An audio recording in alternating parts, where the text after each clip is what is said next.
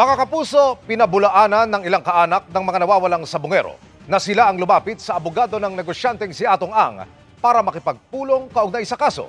Gate nila, sila ang ipinatawag para kumbisihing huwag nang dumalo sa mga pagdinig. Narito ang aking eksklusibong pagtulong.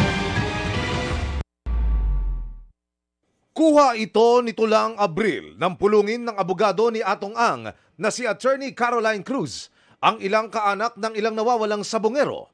Ayon sa nakausap kong kaanak, Abril din nagsimula ang kampo ni Atong Ang na sila'y kumbinsihing tumigil na sa pagdalo sa hearing sa pamamagitan din umano ni Attorney Cruz. Siya po talagang nagpatawag sa amin sa pamamagitan ng ibang kasamahan namin.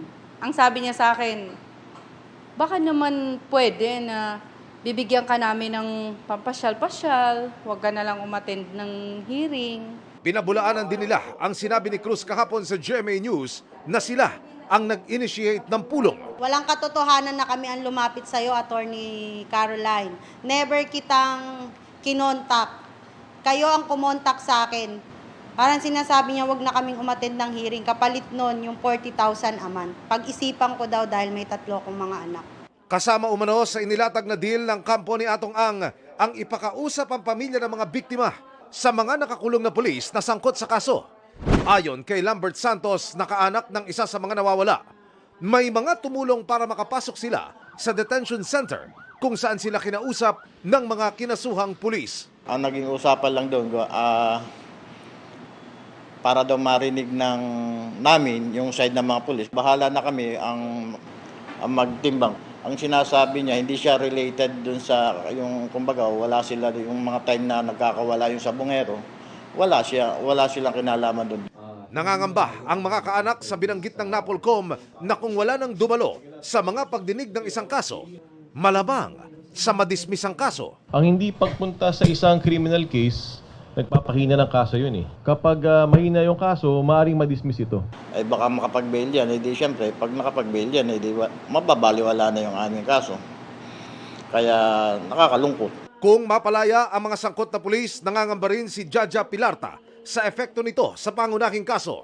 Si Pilarta ay kinakasama ng isang nawawala at kinukumbinsi ring bumaliktad ng kabilang kampo. Pahihinain nila ng pahihinain yung kaso hanggang mapin down lahat ng mga cases. Magtutulong-tulong na sila para ipin down naman si Dondon. Kumbaga kay Dondon nila lahat isisisi or si Dondon ang mastermind. Sa madaling salita, hindi totoo. Alam ko naman na binabayaran na ni Mr. Atong Ang yan at itong buhay ko na panganib na rin. Mula sa 35 complainants sa ngayon, 5 pamilya na lamang ang dumadalo sa mga hearing. Hindi na umano sumasama ang mga nakipag-areglo na. Napakawalang utang na loob nyo. Kung hindi dahil kay Dondon, hindi natin malalaman kung anong nangyari sa ating mga anak. Nagkakandara pa nga tayo noon eh. Mga kasama, hindi pa huli ang lahat. Isipin nyo naman yung mga pinagdaanan at pinaglalaban natin. Nag-aalala rin ako sa inyo.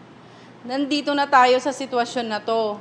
May pagkakataon pa kayong magbago, bumalik. Nakakasama ng loob. Sabi ko nga sa kanila, dapat nung inalok sa akin yatong ang 500 million, tinanggap ko na. Sabi ko, hindi kaya ng konsensya ko para tanggapin yan. Kawawa naman yung pamilyang mga namatayan. Nanawagan sila sa DOJ na bigyan pansin ang inihain nilang motion for reconsideration para makasama sa mga makasuhan ang mga nakikialam umano para pakinain ang kaso. Gayun din ang mga nagkakanlong sa mga dapat managot. Lalo na po rito kay Attorney Caroline Cruz, Kasi kung mapapansin nyo, kumikilos talaga siya para talagang mabuwag yung grupo namin, humina yung kaso. May mga pulis pa kaming mapapangalanan. Umahanap lang kami ng tiyempo. Hindi pa sumasagot si Attorney Cruz sa aming mga tawag at text messages. Emil Sumangil, Nakatutok, 24 Oras.